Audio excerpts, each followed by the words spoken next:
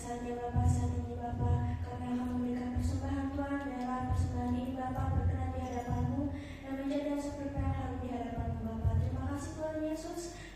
syukur Bapa, di sini semua dalam nama Tuhan Yesus kami ucap syukur, haleluya. Kita iringi dengan pujian Aku Diberkati yang bertugas dilaksanakan.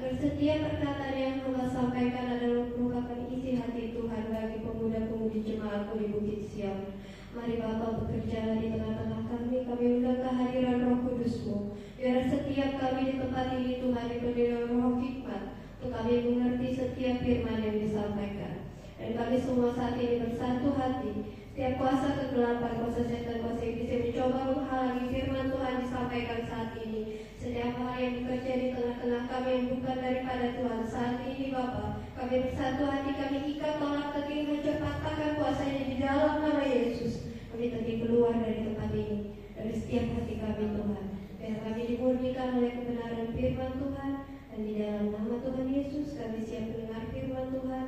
Haleluya, amin. Silakan duduk. Puji nama Tuhan. Kita kembali berkumpul di tempat ini pada kesempatan sore hari ini. Saya mau sapa saudara-saudari khususnya yang baru saya lihat di tempat ini ya. Shalom. Shalom. Sekali lagi, shalom. Shalom. Nah, ini baru banyak. Kita semua semangat ya saudara, karena kita semua meskipun berapapun yang hadir saat ini, kita percaya ketika kita bersatu hati untuk bersepakat di tempat ini, kita semua lebih dari pemenang. Berapapun jumlah kita percaya Tuhan yang bekerja di tengah-tengah kita adalah Allah yang besar. Amin saudara. Amin. Amin. Kita sama-sama mau pelajari firman Tuhan pada kesempatan sore hari ini, dan bukan kebetulan firman dan pujian ini bersambungan. Karena tadi Allah yang bela, Tuhan yang bela. Siapa yang membela kita semua? Itu adalah Tuhan yang kita sembah di tempat ini ya saudara. Nah, apa yang mau saya sampaikan sore hari ini? Saya beri judul, Jika Allah di pihak kita. Kita buka sama-sama firman-Nya di Roma 8 ayat yang ke-31.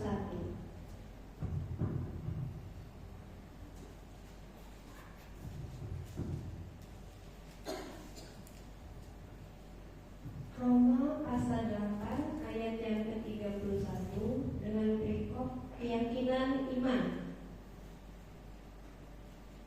Kalau sudah ketemu, saya bacakan buat kita semua di tempat ini. Sebab itu, apakah yang akan kita katakan tentang semuanya itu? Jika Allah di pihak kita, siapakah yang akan melawan kita? Nah, untuk ayat firman ini kan, sebab itu apakah yang kita katakan tentang semuanya itu? Hal ini berhubungan dengan ayat sebelumnya, pasal-pasal sebelumnya ya, di ayat yang ke-28. Di ayat yang ke-28 itu berhubungan, karena semuanya ini dituliskan di ayat yang sebelumnya.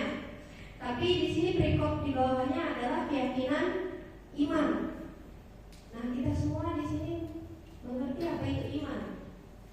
Iman dalam Ibrani katakan adalah dasar dari segala sesuatu yang kita harapkan dan bukti dari segala sesuatu yang tidak kita lihat. Nah, sesuatu itu tak kita lihat, tapi ada buktinya. Misalnya, angin kita nggak lihat, saudara. Bagaimana bentuknya kita nggak tahu, tapi kita rasa nggak? Gimana rasanya?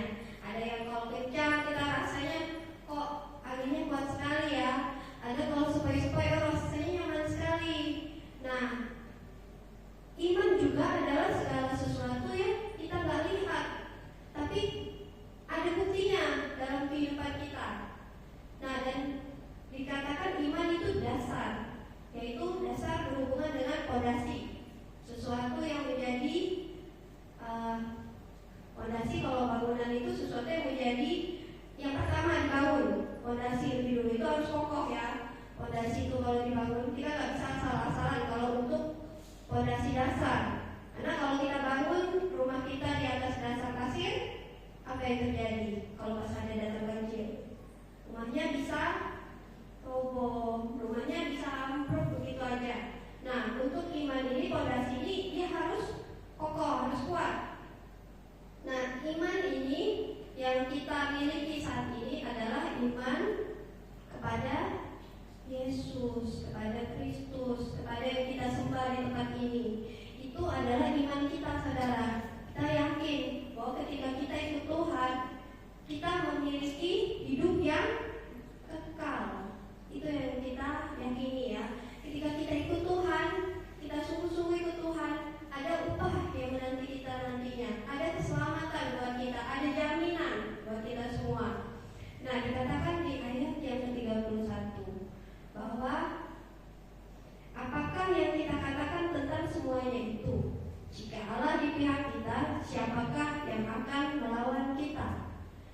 hal ini dijelaskan di ayat yang ke-28 di atasnya. Coba kita baca ayat yang ke-28, ayat yang sebelumnya ya, dari Roma 8 ini juga. Kita tahu sekarang bahwa Allah turut bekerja di dalam segala sesuatu untuk mendatangkan kebaikan bagi mereka yang mengasihi Dia, yaitu bagi mereka yang terpanggil sesuai dengan rencana Allah. Nah, Roma pasal 8:31 ini berhubungan dengan ayat sebelumnya di 8 ayat ke-28. Kita tahu sekarang. Nah, kadang-kadang kita tahunya belakangan setelah segala sesuatu terjadi. Oh, ternyata begitu ya. Tuhan saya panggil saya ke tempat ini untuk hal ini. Gitu. Nah, jadi apa yang kita tahu? Bahwa Allah itu turut bekerja. Jadi Tuhan itu bekerja tidak sendiri. Dia bekerja di dalam kehidupan kita itu bersama-sama dengan kita. Karena apa? Dia bekerja mendatangkan kebaikan tuh bagi siapa? Di sini dikatakan mendatangkan kebaikan bagi mereka yang mengasihi Dia. Nah, ketika kita mengasihi Tuhan, ketika kita melayani Tuhan, ketika kita ada di dalam tempat yang Tuhan mau kita di situ, contohnya seperti kita semua di tempat ini. Kita semua ada di tempat ini, berkumpul di tempat ini, mengorbankan waktu kita untuk bersekutu, untuk memuji Tuhan. Nah, kita mengasihi Tuhan karena kita tahu kita tidak bisa hidup tanpa Tuhan. Kita perlu Tuhan, makanya kita datang ke tempat ini. Kita mau iman kita semakin kuat di dalam Tuhan. Nah, bagi orang-orang yang mengasihi Tuhan, itu dikatakan apa? Tuhan itu mendatangkan kebaikan dan turut bekerja di dalam segala sesuatu. Jadi apapun yang kita hadapi, saudara, saya semua di tempat ini, kita tidak hanya mengalami hal yang baik saja ya saudara. Ada banyak hal di hidup kita yang kadang gak sesuai dengan kemauan kita, kadang gak sesuai dengan kehendak hati kita. Tapi segala sesuatu itu mendatangkan kebaikan karena kita mengasihi Tuhan. Jadi apapun yang terjadi, ujungnya tetap adalah kebaikan bagi kita. Misal, contohnya setiap kita di tempat ini untuk sungguh-sungguh datang ikut Tuhan, ada yang tidak mudah prosesnya. Ada yang harus menghadapi banyak kendala. Ada yang misalnya nggak punya kendaraan. Ada yang mau datang ke sini, dia sibuk sekali, dia terhalang sama pekerjaan. Ada yang mau datang beribadah, tapi mungkin orang tuanya suruh dia lakukan hal lain selain dari beribadah. Ada yang mungkin kalau seperti orang-orang dewasa ya, pasangannya nggak setuju. Nah, untuk kita datang kepada Tuhan, untuk kita bersekutu, untuk kita mengasihi Tuhan dan sungguh-sungguh, itu ada banyak hal yang bisa terjadi ya. Tetapi satu yang kita percaya bahwa segala sesuatu itu mendatangkan kebaikan. Apapun yang terjadi ya saudara, meskipun kita ditimpa hal yang buruk, itu belum tentu buruk, karena kita nggak tahu ujungnya nanti apa. Ternyata Tuhan datangkan kebaikan buat kita karena kita mengasihi Dia. Dan yang kedua, yaitu bagi mereka yang terpanggil sesuai dengan rencana Allah. Nah, jadi Tuhan itu mendatangkan kebaikan juga bagi orang-orang yang terpanggil sesuai dengan rencananya. Nah, karena ketika kita itu ada di tempat ini ya, bukan kita yang memilih Tuhan, tetapi ayat firman katakan Tuhan yang memilih kita. Coba ada yang tahu di mana ayatnya? Mungkin kakak Agus bisa bantu. Ayatnya, bukan kita yang memilih Tuhan, tetapi Tuhan yang memilih kita. Kita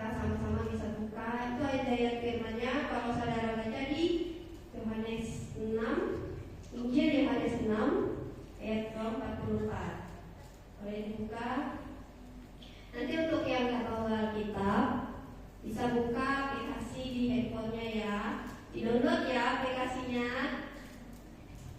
Gak ada Alkitab yang buku, pakai Alkitab yang berupa aplikasi ya, asal jangan buka yang lain. Tetap kita harus punya panduan ya. Kalau orang Kristen tidak mempunyai Alkitab, terus dia percaya firman dari mana? Dari kata orang, dari firman yang dibagikan. Kita tetap harus sama-sama bertumbuh di dalam firman yang kita gali setiap hari. Kita cari sendiri, kita konsisten ya, buat renungkan tiap hari. Nah, nanti boleh yang nggak ada, boleh sama-sama join sama temannya. Yohanes 6 ayat yang ke-44.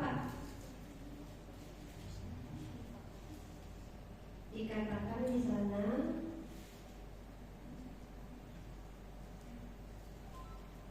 tidak ada seorang pun yang dapat datang kepadaku, kata Tuhan ya, saudara, kepadaku, jikalau ia tidak ditarik oleh Bapa yang mengutus aku, dan ia akan kubangkitkan pada akhir zaman.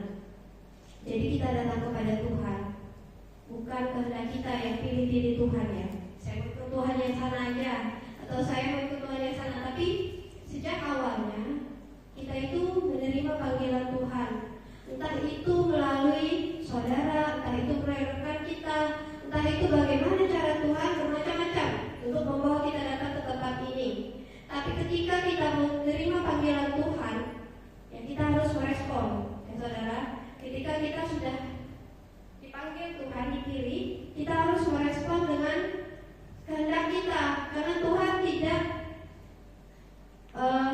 membuat kita di tempat ini datang begitu saja dengan kehendaknya dan memaksa, ya saudara. Dia mengetuk di pintu sampai kita meresponi panggilannya. Nah, kita lihat di ayat yang berikutnya. Sebab semua orang yang dipilihnya, ini di ayat yang ke-29 dari Roma 8 tadi, berkelanjutan ya saudara. Kembali lagi ke ayat pertama tadi ya. Sebab semua orang yang dipilihnya dari semula, mereka juga ditentukannya dari semula untuk menjadi serupa dengan gambaran anaknya, supaya dia, anaknya itu, menjadi yang sulung di antara banyak saudara. Nah, jadi kita semua yang dipilih di tempat ini itu sudah ditentukan dari semula untuk kita menjadi serupa dengan gambaran anaknya. Anaknya siapa? Anaknya Bapa, itu Yesus Kristus yang kita terima tadi. Ketika dia panggil kita, kita itu menerima firman, menerima Tuhan di dalam hidup kita. Nah, ketika kita menerima firman atau menerima Tuhan itu, kita diproses semakin hari, semakin serupa dengan Kristus. Nah, bagi kita semua yang sudah dipilih tadi, kita berproses ya saudara. Masing-masing setiap kita, iman kita ini diuji. Karena ketika kita sudah terima panggilan Tuhan, kita dibentuk menjadi serupa segambar, dan itu tidak mudah. Karena kita pada awalnya hidup kita di luar Tuhan itu beragam-ragam rupa. Nah, ketika kita dibentuk sesuai dengan gambar Tuhan, itu akan banyak hal yang diubah di dalam kehidupan kita, yang diproses oleh Tuhan. Sehingga di ayat berikutnya yang ke-30, dan mereka yang ditentukannya dari semula, mereka itu juga dipanggilnya, dan mereka yang dipanggilnya, mereka itu juga dibenarkannya, dan mereka yang dibenarkannya, mereka itu juga dimuliakannya. Jadi di ayat yang ke-30 ada beberapa tahapan atau proses ya. Kalau kita baca, kita cermati satu persatu. Di sini prosesnya ditentukan dari semula. Pertama ditentukan dulu oleh Tuhan. Contohnya misalnya ada beberapa orang yang sudah ditentukan Tuhan, si A, si B, si C untuk dipanggilnya. Nah, ketika Tuhan di ayat berikutnya, dan mereka itu juga dipanggilnya. Ketika Tuhan panggil, kita punya respon pribadi masing-masing. Ada yang ketika dipanggil sekali mendengar, ada yang harus dipanggil berkali-kali. Nah, itu juga tergantung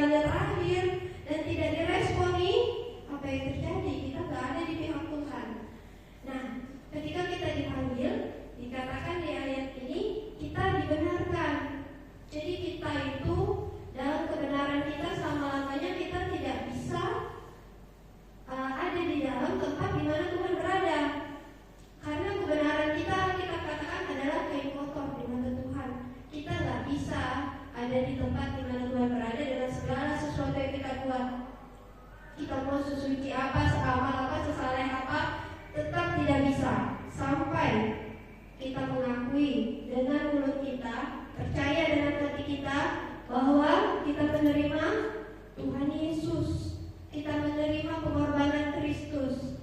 Dia mati buat kita, Dia tebus dosa kita. Kita dibenarkan karena Tuhan Yesus mati untuk kita. Nah, ketika kita dibenarkan, ini adalah tahapan di mana kita diproses sampai terjadi yang namanya pembelaan Tuhan di dalam hidup kita. Dalam proses ini kita semua tidak mudah ya. Pasti ada yang mengalami banyak hal yang lebih dari yang kita pikirkan. Mungkin bagi kita di tempat ini mungkin untuk ikut Tuhan harga yang harus kita bayar, kita harus korban waktu, korban tenaga, ya untuk sampai ke tempat ini menyisikan waktu kita. Misalnya kita lagi sakit, kita lagi gak pengen datang ke tempat ini, tapi kita bela-belain gitu ya saudara, siapa di tempat ini. Dan kita pun punya banyak kesenangan di luar sana yang lebih menyenangkan daripada ini beribadah kumpul di tempat ini malam minggu ya. Nah, kita juga punya sesuatu yang menghalangi kita. Nah, disinilah kita diproses Tuhan. Kita mengalami yang namanya pembelaan Tuhan. Jika Allah di pihak kita, siapa lawan kita? Tapi untuk Tuhan itu menjadi pembela kita, kita harus ada di pihak mana?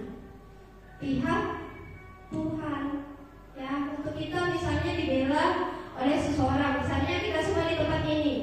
Contoh aja ya, ini untuk yang muda-muda mungkin masih belum paham. Misalnya untuk Om Agus ini membela anak-anak di tempat ini, misalnya ada orang luar nih yang menyerang kita, otomatis yang pasang badan itu siapa saudara? Pasti ketuanya dulu ya. Karena kalau misalnya ada anak-anaknya yang di tempat ini misalnya tiba-tiba diserang orang begitu aja, ketuanya turun tangan terlebih dahulu. Tetapi saudara semua harus ada di tempat ini. Om Agus gak mungkin bela orang di luar sana yang gak dia kenal. Kecil kemungkinannya ya saudara, yang mau bela-belain orang di kanan sebelah misalnya. Nah, tapi kalau orang itu ada di dalam tempat ini, otomatis kita berlindungnya sama ketua kita, pemimpin kita, gembala kita semua di tempat ini ya saudara. Jadi ketika Allah itu menjadi pembela kita, kita harus berada di posisi mana dulu saudara? Kita harus ada di posisi di mana Tuhan itu menjadi yang terutama di dalam hidup kita. Dia menjadi Tuhan kita. Jadi kita dibela karena kita ikut Tuhan. Kita ada di dalam jalannya Tuhan, di dalam kumpulan orang-orang yang mengasihi Tuhan. Nah, kita harus memutuskan ya saudara, kita ada di dalam kumpulan mana.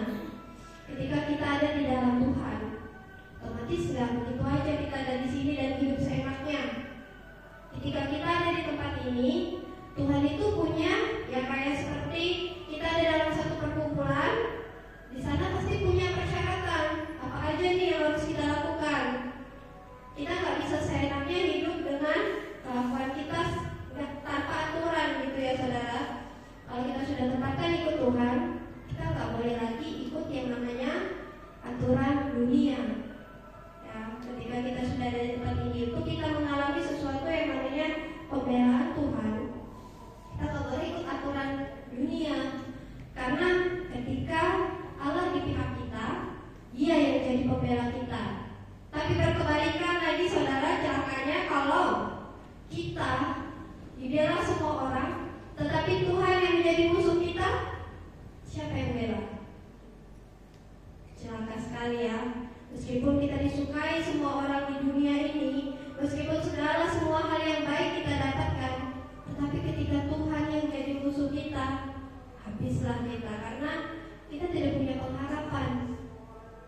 Tuhan ini adalah yang terutama, Dia yang berkuasa. Kalau kita menetapkan diri kita ikut Tuhan, kita sudah tahu seperti apapun hal yang kita terima di dalam hidup kita, mau yang baik, mau yang buruk, kita pegangnya ikut Tuhan. Kita pegangnya Tuhan, karena Dia yang pegang napas hidup kita. Dia yang pegang kehidupan kita. Hidup mati kita di tangan Tuhan. Ya, bahkan sampai kekekalan. Karena kita hidup tidak hanya 90-80 tahun ya, kalau kita katakan 70-80 tahun. Kita hidup sampai kekekalan ya saudara. Itu yang kita mau, sampai akhir. Karena yang dihitung itu bukan hanya awalnya saja. Awalnya kita sungguh-sungguh, tapi ujung-ujungnya kita tak pegang teguh keyakinan kita, bisa selamat gak? Kita menyangkali Tuhan dalam prosesnya di akhir kehidupan kita. Wah, rugi sekali ya saudara. Kita sudah sungguh-sungguh ikut Tuhan dari awal. Kita sudah dibentuk, dididik, dibina di tempat ini, menerima banyak firman. Tapi ujung-ujungnya, ya karena saudara ini ya semuanya masih muda, tapi ujung-ujungnya ketika nanti saudara ada dalam proses kehidupan menghadapi banyak hal, saudara imannya goncang. Saudara menyangkali iman. Nah, itu yang harus kita jaga, harus kita pertahankan iman kita ya saudara. Jangan sampai hanya demi mencari pasangan hidup yang sesuai selera kita tinggalkan Tuhan. Ya, sedangkan apapun yang di luar sana, lebih baik kita cari yang biasa aja tapi dia sama imannya dengan kita. Ya, jangan cari pasangan yang tidak sepadan, yang kita katakan. Karena apa? Karena kita akan susah nanti ya, berdarah-darah tidak ikut Tuhan. Gimana ceritanya? Kalau kita punya pasangan yang tidak sepadan, tidak sama imannya. Nah, karena masih muda semua di tempat ini, mungkin belum mengalami pilihan itu nanti. Nanti ada waktunya saudara akan diperhadapkan dengan pilihan-pilihan ini. Apakah saudara tergoncang imannya karena ketampanan atau kecantikan di luar sana, tapi bukan dari Tuhan? Atau saudara tetap teguh berpegang, ikut Tuhan apapun yang terjadi, saya percaya Tuhan akan sediakan yang seiman, yang sama-sama bisa melayani Tuhan. Nah, itu ditentukan nanti sampai akhir. Makanya penting untuk kita semua orang muda di tempat ini untuk dibina, untuk dituntun di dalam Tuhan. Bagaimana kita mempertahankan iman kita, sama seperti yang dikatakan oleh Rasul Paulus ya. Ketika di ayat berikutnya, di ayat yang ke-35, coba kita baca. Siapakah yang akan memisahkan kita dari kasih Kristus? Penindasan atau kesesakan, atau penganiayaan, atau kelaparan, atau ketelanjangan, atau bahaya, atau pedang. Nah, seperti ada tertulis, oleh karena engkau, kami ada dalam bahaya maut sepanjang hari. Kami telah dianggap sebagai domba-domba sembelihan. Tetapi dalam semuanya itu kita lebih daripada orang-orang yang menang, oleh sebab Dia yang telah mengasihi kita. Amin. Berikutnya adalah keyakinan iman Paulus sampai akhir dia ikut Tuhan Yesus, bahwa tidak ada kuasa-kuasa yang akan dapat menghalangi dia ikut Tuhan. Apa yang bisa menghalangi kita dari kasih Kristus? Apakah penindasan, penganiayaan yang kita alami? Tidak seberapa ya saudara. Paling kita diejek, kita dicemoohkan, atau kita dikucilkan karena ikut Tuhan, atau bahkan kita mengalami hal-hal yang tidak nyaman, sekedar seletingan omongan, itu tidak ada masalah. Karena bahkan ada saudara-saudara kita di luar sana yang menerima segala sesuatu yang bahkan tidak wajar ketika mereka harus ikut Tuhan. Mereka mempertahankannya dengan nyawanya. Nah, kita di sini hanya mempertahankannya dengan menahan emosi, supaya kita tidak terpancing dari orang-orang lain yang mengejek kita ikut Tuhan. Atau kita hanya merelakan waktu kita atau merelakan tenaga, biaya untuk sampai ke tempat ini. Itu tidak seberapa dibandingkan orang lain yang bertahan di dalam Tuhan. Nah, sama seperti Rasul Paulus katakan, dia pun bertahan di dalam imannya ikut Tuhan. Itu juga yang akan kita lakukan di tempat ini ya saudara. Tidak ada satupun dari kita di tempat ini yang bisa menyombongkan diri bahwa saya akan hati ya. Kita tidak bisa sombong seperti itu. Karena sama seperti Petrus, murid Tuhan Yesus. Bayangkan, dia yang menyangka dia tidak akan bisa menyangkali Tuhan. Tapi Tuhan katakan, sebelum ayam berkokok 3 kali, sebelum ayam berkokok kau telah menyangkal aku 3 kali. Itu karena apa? Karena dia dalam perkataannya dia terlalu angkuh. Dia lebih dulu dalam perkataan ya saudara, dia sembrono dalam perkataan. Makanya kita harus menjaga diri, tetap rendah hati. Kita harus menjaga iman kita. Kita serahkan ke Tuhan sehari demi sehari untuk kita berproses.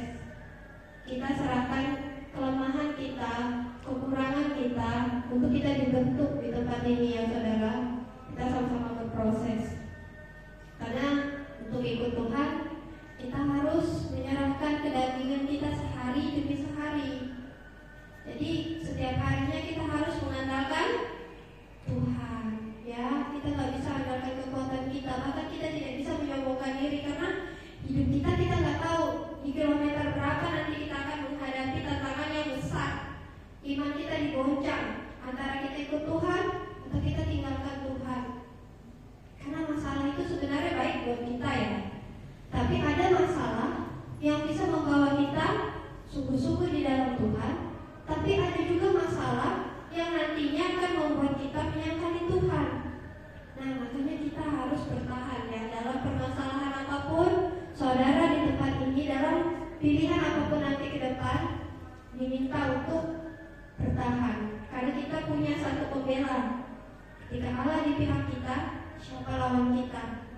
Tapi ketika Allah tidak di pihak kita, habislah kita ya. Jadi kebalikannya ya. Ketika kita berlawanan dari kehendak Tuhan, kita nggak akan memiliki pengharapan. Bahkan ujung-ujungnya kita akan binasa. Alkitab katakan keselamatan kita itu hanya di dalam Tuhan Yesus. Ya saudara, kami untuk firman Tuhan pada kesempatan sore hari ini.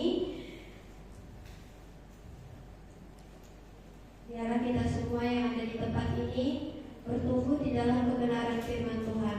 Saya serahkan kembali kepada Kakak Bus.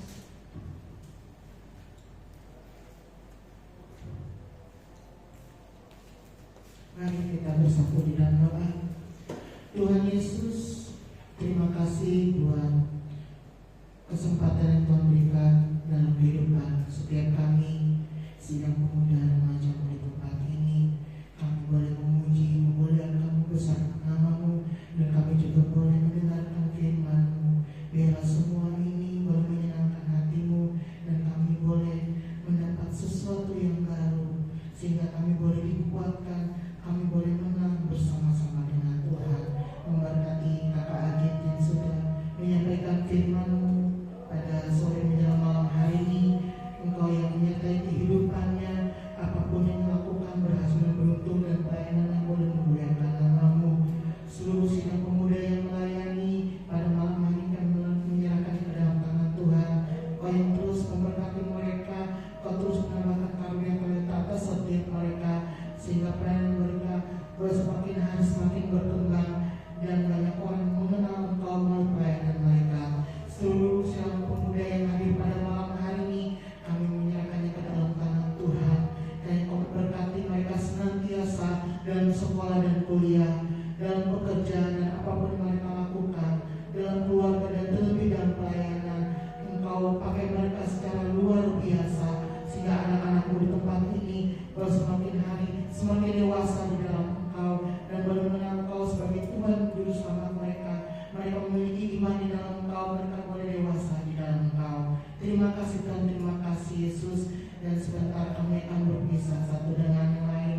Kami percaya Engkau bersama-sama dengan kami. Engkau menuntun menjaga kami, memelihara kehidupan setiap kami, sehingga kami boleh beristirahat pada malam hari ini, dan kami boleh pulang ke rumah kami masing-masing, dan kumpulkan kami kembali Tuhan